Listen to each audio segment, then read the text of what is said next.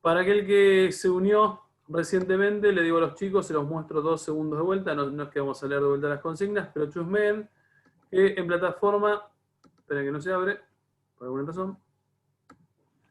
Ahí está, que en plataforma tienen 2 archivos y los 2 archivos más lo que uno ha dado en clase les va a permitir resolver las consignas que aparecen acá.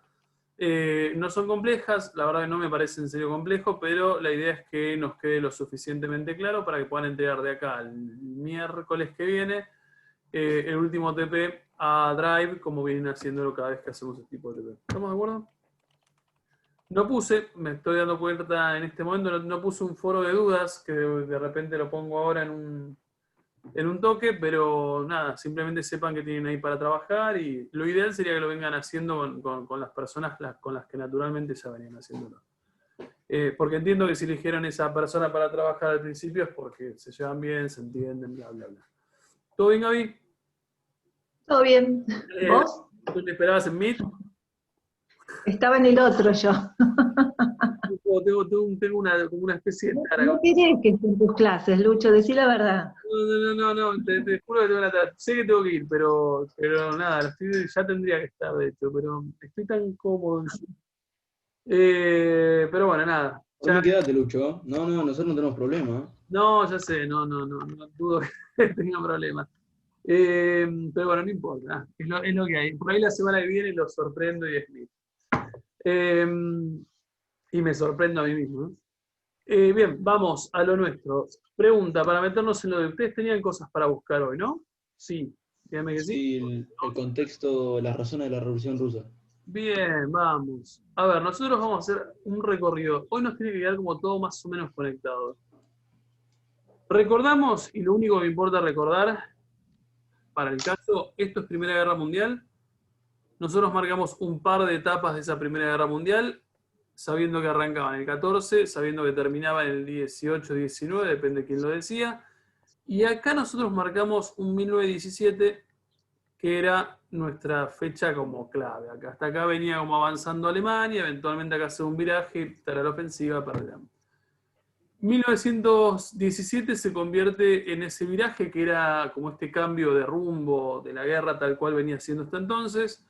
Sabíamos que entraba a Estados Unidos, que obviamente eso no es algo menor, de hecho me parece que eso es lo más relevante, digo, tanto les permite ganar la guerra después, pero nosotros vamos a ir a lo que es un poco menor en relevancia para la guerra, pero que es importantísimo para el siglo XX, que es lo que le está pasando a Rusia. ¿Estamos? Nosotros nos quedamos con esto y lo único que sabemos es que acá hay una revolución, que es la que nosotros definimos como Revolución Rusa, y que básicamente sería como la primera experiencia práctica de una teoría que ya existía en el siglo XIX. Quiere decir que la teoría que existía 60 años antes, o un poquito más, un poquito menos, recién para este año encuentra las condiciones para poder aplicarse. ¿De qué teoría estoy hablando? ¿Marxista? Sí, marxista, o de qué otra forma la llamamos. ¿Cómo se llama? Socialismo. Socialismo, eso. Pregunta, un par de líneas respecto a lo que es el marxismo o socialismo. Vamos a dar cuenta que son sinónimos. Digo, ¿qué es lo que estoy buscando para conectar con Revolución Rusa? A ver, Finaliza esta etapa. algo que sea colaborativo, porque esto es lo que les estoy pidiendo que hagan en el trabajo que tienen las consignas ahí. Así que yo que ustedes intento entenderlo por todos los medios. ¿Qué decías, Lombardo? Que finalice la etapa. Finalice la etapa socialista. A ver, ¿qué podríamos mejorar de lo que dice Lombardo? ¿Por qué nos toca, a ver, cuál es el punto de conexión entre lo que sería la teoría, el aporte teórico un poco más duro del marxismo o del socialismo y la experiencia concreta?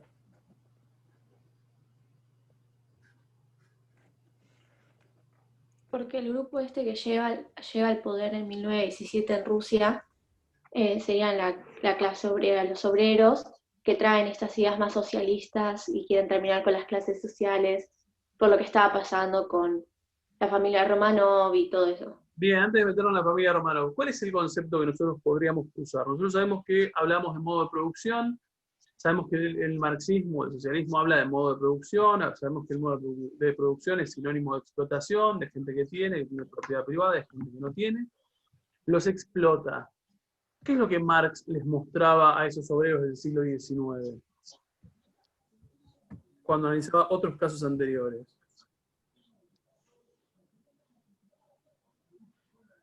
Que se pueden levantar en contra de los opresores. Bien, burgueses. se puede levantar en contra de los opresores, dice Renata, y está perfecto.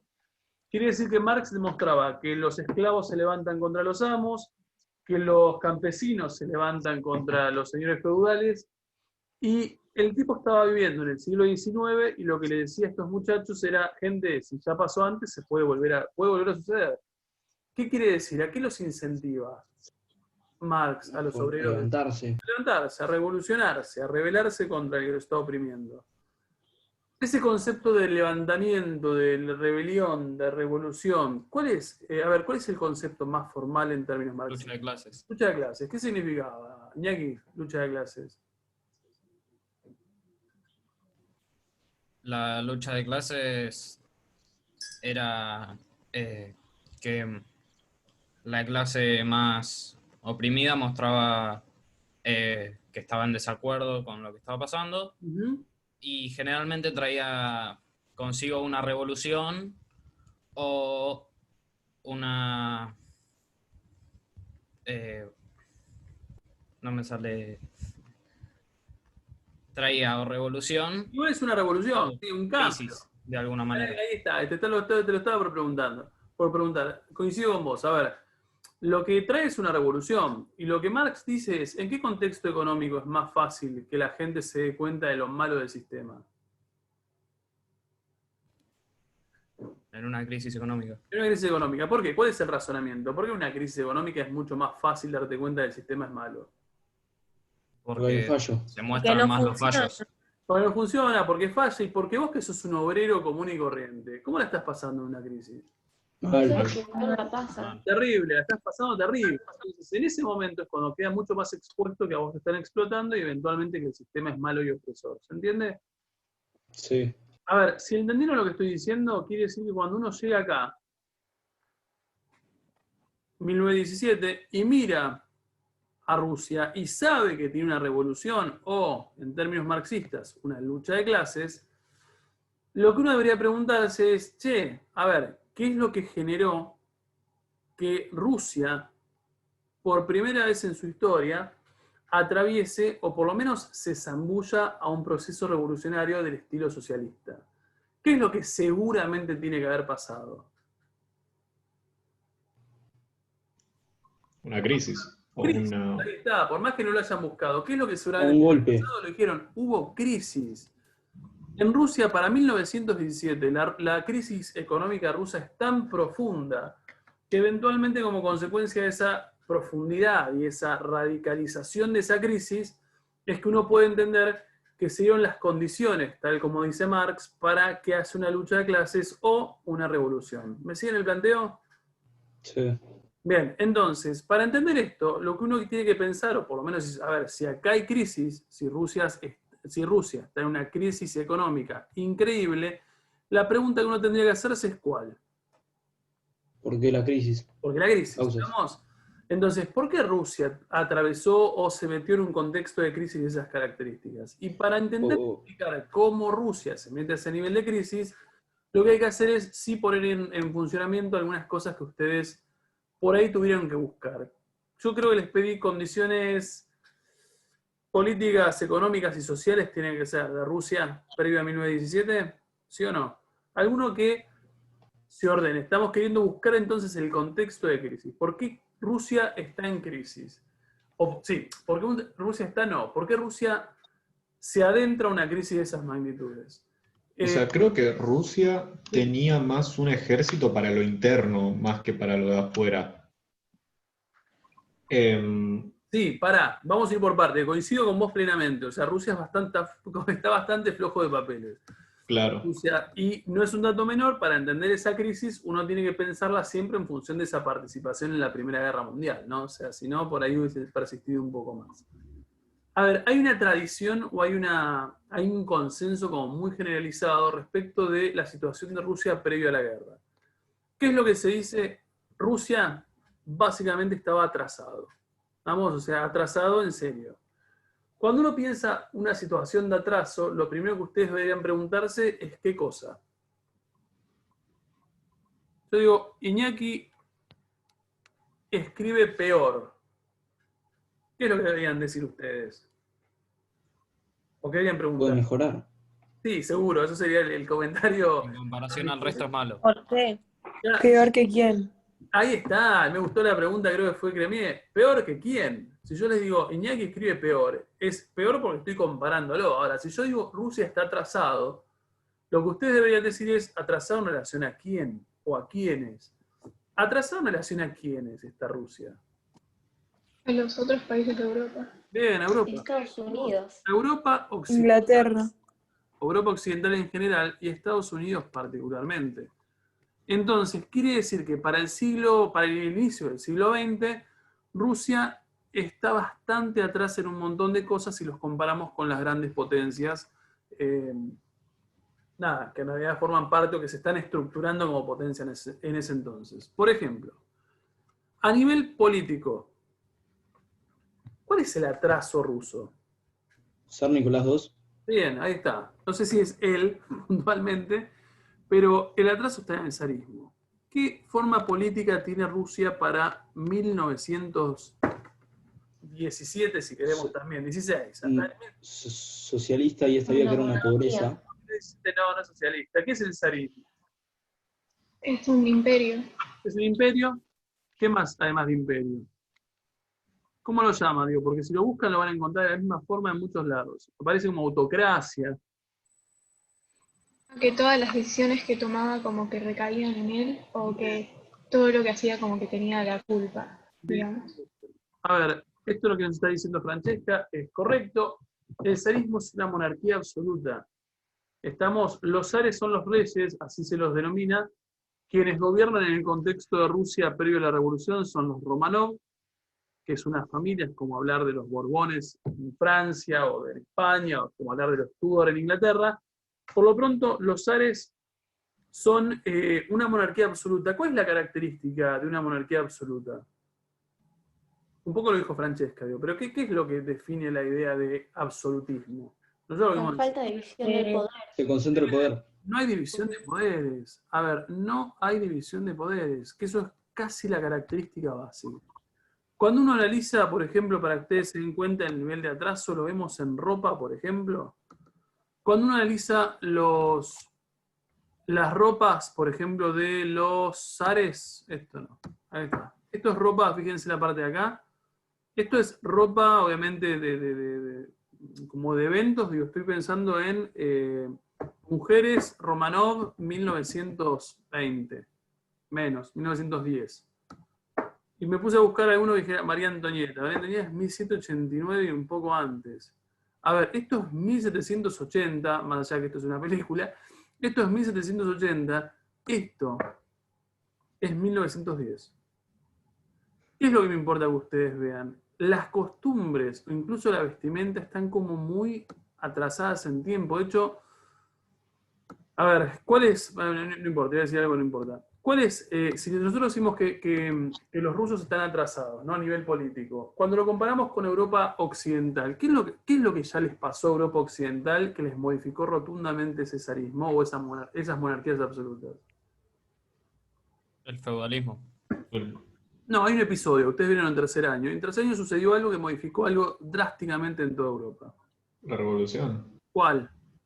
Francesa puede ser. Francesa. Vamos, Revolución Francesa 1789 generó, entre muchas cosas, el origen de repúblicas. Quiere decir que en realidad en muchos lugares de Europa Occidental lo que vos tenés es división de poderes. Quiere decir que en 1789, años más, décadas menos, vamos a poner 1800 algo, muchos de los países europeos se fueron hacia el lado republicano. Tienen representantes, tienen cámaras de senadores, de diputados, tienen parlamentos, tienen elecciones, Y en contrapartida, los zares, o Rusia, la Rusia zarista, para 1910 sigue siendo absolutista. ¿Está atrasada? Mucho. Muy. ¿Estamos? Sí. Si lo pensamos desde el punto de vista político, a ver, económico, por ejemplo, a ver, alguno que se ha buscado, ¿cuál es la característica rusa a nivel económico 1910? Pobreza. Pobreza. O sea, no absoluta pobreza, pero estaban muy escasos de recursos. Poco recurso. Y después, bueno, una vez que inicia la guerra empiezan a sufrir las zonas bajas. Coincido, pero antes de meterse en la guerra. ¿No buscaban capital externo para ¿Cómo?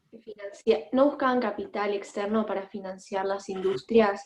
Y como medio se concentraban, creo que era nada más en Moscú y en San Petersburgo, se concentraban todas las industrias.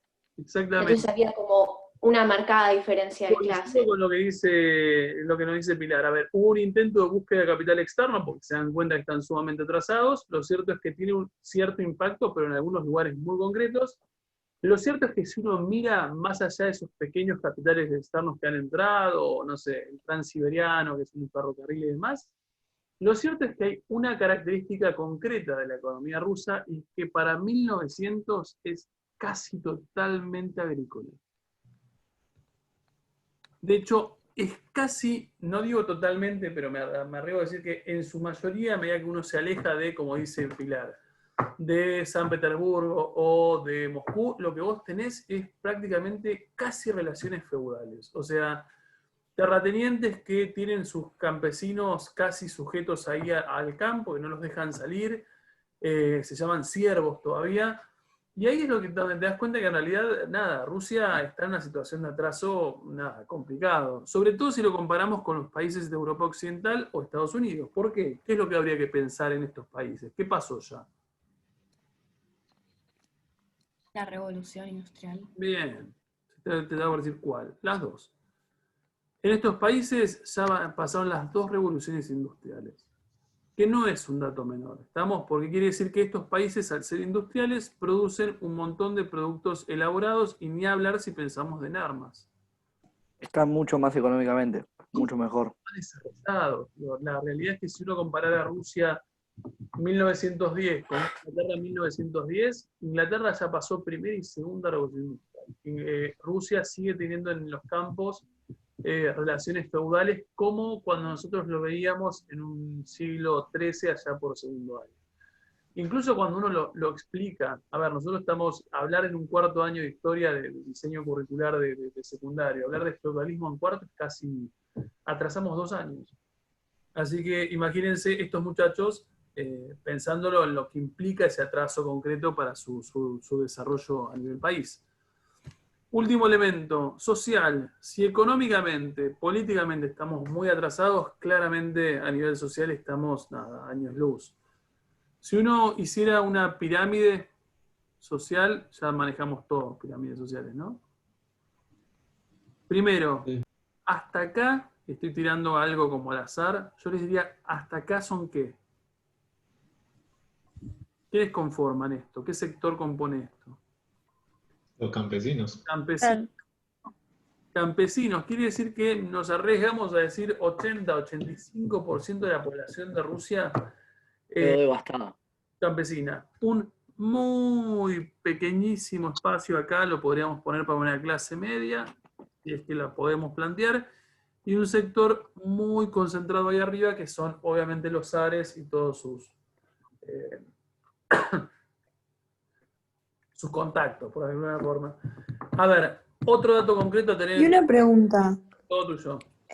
¿Sabían ellos qué tan atrasados estaban a comparación de los otros países o no tenían Sí, idea? en realidad ellos ya empiezan a darse cuenta de su atraso, por ejemplo, más o menos para mediados del siglo XIX, porque hay un montón de conflictos armados en los que ellos participan, por ejemplo, para 18, no te quiero mentir la fecha, 1854, creo que anda por ahí, tenés, por ejemplo, la Guerra de Crimea. La Guerra de Crimea es un conflicto armado en el que Rusia participa con uno de los países occidentales y pierde, pero así como por goleada. Y ahí ya empieza como a sonarles un poquito la campana a alguno de las familias gobernantes, de que en realidad están complicados, de que están como quedándose en el tiempo. Y de ahí viene lo que Pilar hace ratito decía, que planteaba como que hubo intentos acá, la segunda parte, hubo intentos de buscar capitales externos. ¿Por qué hubo intentos? Porque en realidad se dieron cuenta que estaban atrasados. Lo cierto es que si bien toman un conjunto de medidas, tampoco es que son medidas tan eficientes. De hecho, para 1904, 1905, ellos tienen una guerra con Japón, y Rusia siendo así, Japón siendo así, Japón también les da una paliza. Entonces lo que se dan cuenta ahí es que claramente están en una situación como muy de desventaja. A ver, esta idea de desventaja nos tiene que quedar en la cabeza, porque esa idea de desventaja es lo que te permite a vos entender cómo va a terminar o cuál es el impacto de esa guerra mundial en Rusia. Perdón, acá vamos un segundo que quiero comparar esto último, ya seguimos. A ver, el otro punto a tener en cuenta es, obviamente, digo, si esto es una sociedad mayoritariamente campesina, cuando uno compara con la sociedad un poco más capitalista, lo que uno se encuentra es que hay otro nivel de composición social. Tenemos, obviamente, obreros, tenemos clase media y tenemos clase alta, y no es algo menor que yo les digo, para el mundo occidental es una sociedad de clases. A ver, ¿cuál es la diferencia entre esta sociedad occidental y esta sociedad rusa tan... Está mucho más parejo. Sí, primero, bueno, igualmente yo lo puse a propósito, así un poco más parejo, ¿no? Digo, pero al margen de que esté un poco más parejo, digo, ¿cuál es la diferencia entre una sociedad de clases y una sociedad estamental que es la que de repente aplica más a Rusia? ¿La democracia? No necesariamente. Puede ser que haya más un movimiento entre las clases, Ahí está. como que los siervos estaban como medio estancados, ¿no?, en su lugar y no tenían derechos, nada. En cambio, en este tipo de sociedad podés ir cambiando de clases Coincido y mejorar o empeorar tu situación. Exactamente. En esta sociedad de clases, que sea más capitalista, obviamente el criterio para pertenecer a una u otra clase es económico. O sea, si vos sos rico, vas a ser de clase alta. Y lo que tenés es posibilidad de movilidad. Podés subir, podés bajar. Si vos sos un tipo, no sé, rico y perdiste toda tu fortuna porque no supiste cómo manejarla, te volvés clase baja, clase media. Esa idea de movilidad es muy propia de un sistema capitalista avanzado. No así acá. A ver, a lo que voy, y un poco lo que entiendo que quiso decir Pilar es, en una sociedad como la rusa, que está atrasada y que es estamental, lo que vos no tenés es movilidad. El campesino va a ser campesino siempre. Puede ser un campesino un poquitito más acomodado, pero va a ser un campesino. O sea, no asciende como a nivel como privilegio. Profe, Saco esto. una pregunta, ¿siempre estuvieron así atrasados o fue por la guerra? No, en realidad esto ni siquiera tocamos la guerra. En realidad siempre han estado así atrasados. O sea, por ahí yo te diría, no, yo te lo diría al revés. En algún momento Rusia probablemente se equiparó. O sea, de hecho, por ejemplo, vieron que, no sé cómo lo ven en geografía, pero si yo les digo Rusia, ¿ustedes automáticamente en qué continente piensan? Yo digo europeo.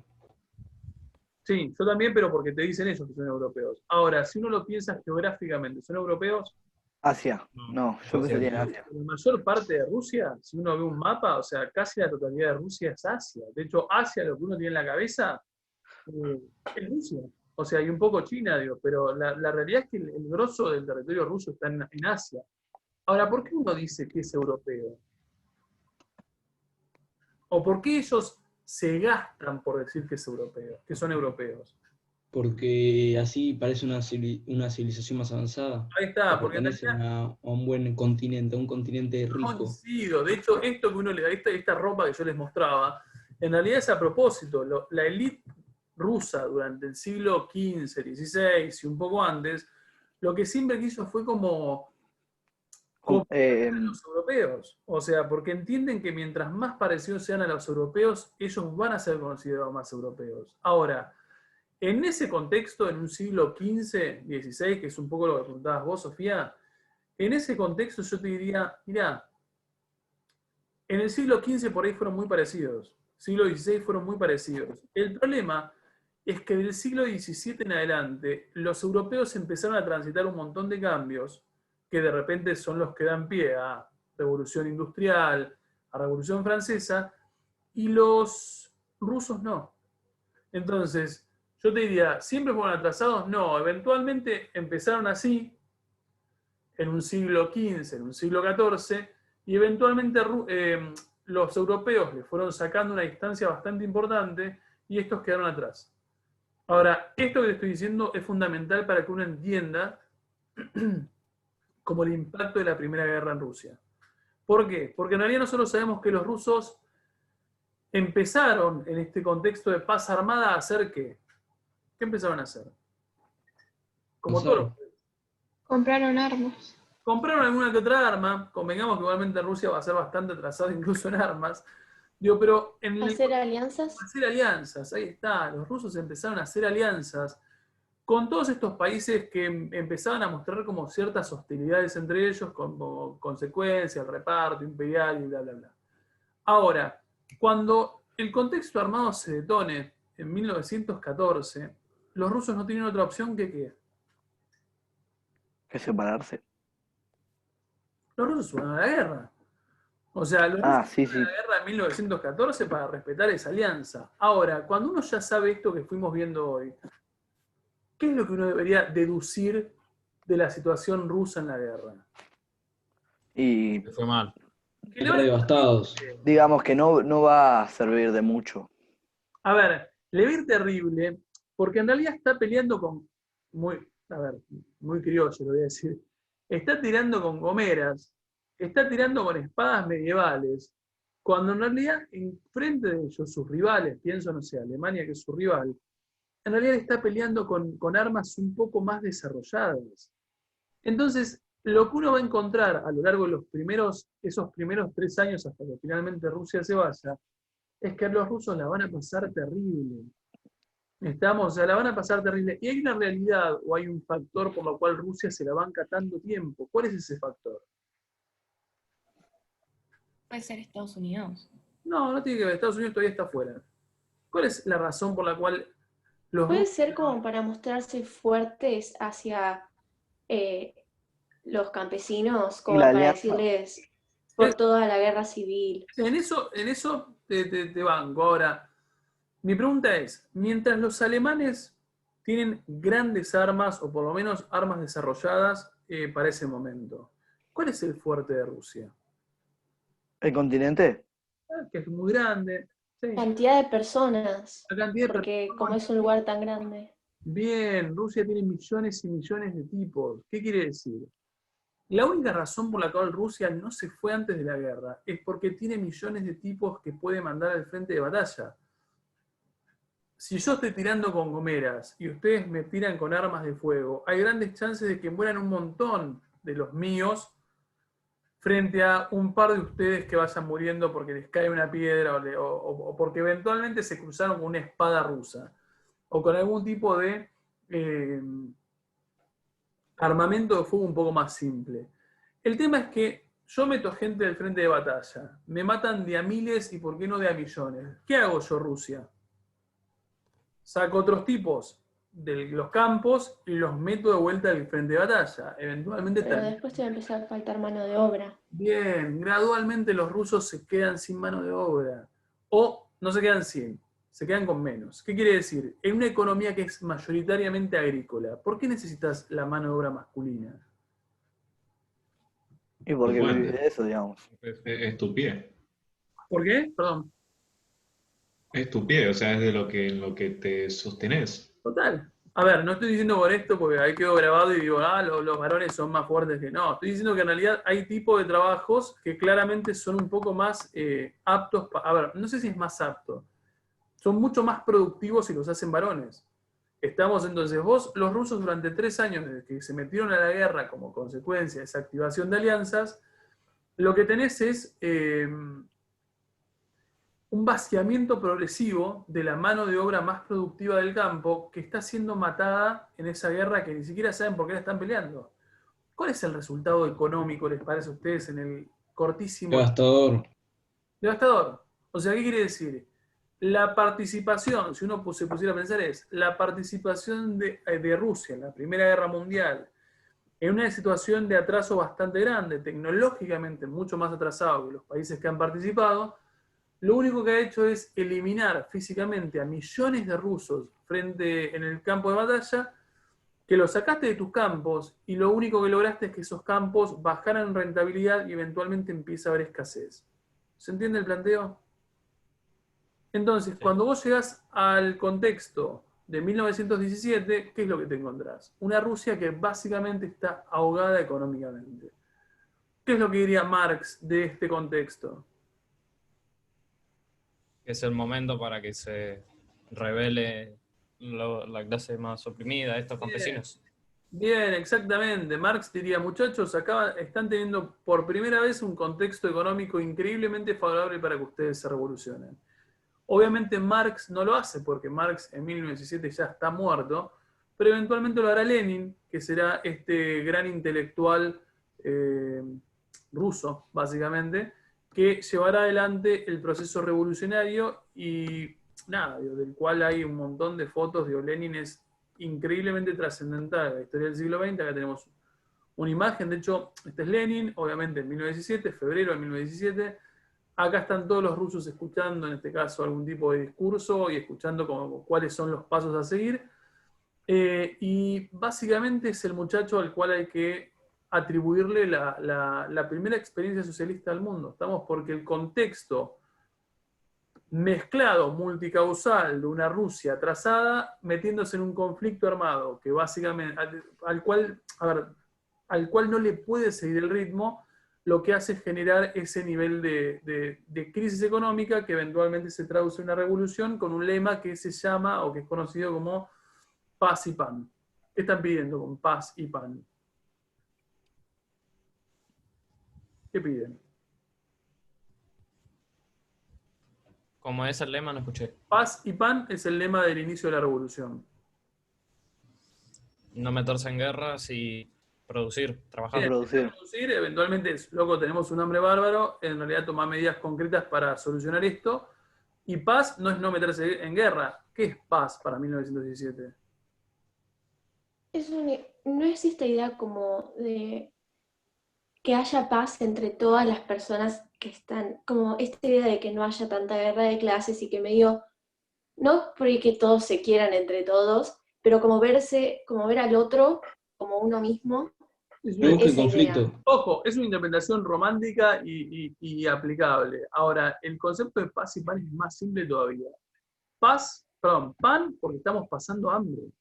O sea, pan porque eventualmente lo que necesitamos es alimentos para paliar esa crisis económica de 1917. Y paz porque, ¿qué es lo que están pidiendo a los dirigentes rusos? Que no se metan en conflicto. Y ya están en conflicto. Que terminen la guerra. Tipo que se separen. O sea, lo que estos tipos no entienden es por qué están en guerra si ni siquiera saben por qué están peleando. Entonces, paz y pan es el lema que básicamente lo que te está demostrando es una sociedad rusa harta de un conflicto armado como es la Primera Guerra Mundial, que no la entienden y que le está generando una crisis económica sin precedentes, y pan porque la realidad es que gran parte de la población rusa se está muriendo de hambre. ¿Estamos? Y ahí tenés el contexto ideal para todo lo que es la revolución socialista, o en términos de Marx, como decía aquí hace rato, para esta lucha de clases. ¿Llegaron? Perfecto. Pero pregunto en serio, digo, porque hacia eso va el trabajo, tienen que poder explicar Tengo una pregunta. que hicimos hoy, sí. ¿Viste cuando cuando hiciste el cuadro comparando Rusia y Europa? Sí. ¿Me explicás qué es el PES que pusiste en cada fila? Político, económico, social. ¿Listo? Nada más. Muchachos, no tienen dudas, pregunto en serio, les pongo el foro de dudas por las dudas, pero... Subí la clase. Sí, obvio, ya subo la clase. Yo tengo una duda. Grabada, sí. Los grupos, ¿son de a dos? Salvo uno que sea de 3, en el caso de que sean impares. Que nunca me acuerdo. Si no, Sí, somos impares. bueno, 1 de 3. Perfecto. Adiós. Muchachos, nos vemos. Ahora subo. Termino ya la Buen fin de... en este preciso. Adiós. Nos vemos.